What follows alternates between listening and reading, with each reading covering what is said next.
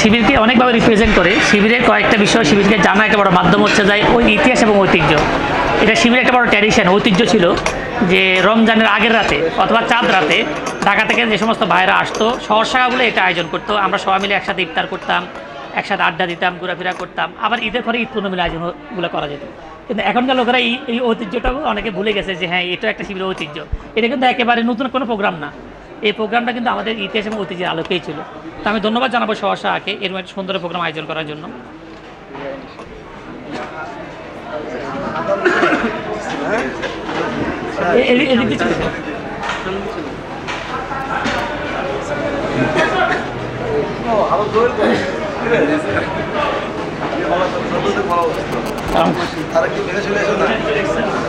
চলে এসো, আজকে আসি 3টার দিকে।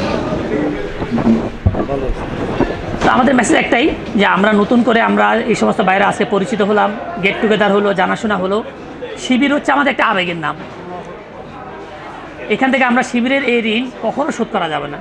এই জন্য আমি প্রত্যেকে অনুরোধ করব যে আমরা যে অবস্থা থাকে না এখনও শিবিরের কথা শুনলে এখন নিজকে শিবির ভাবটাই পরিচয় দিতে, সাবেক শিবির এটা পরিচয় দিতে বেশি ভালো লাগে।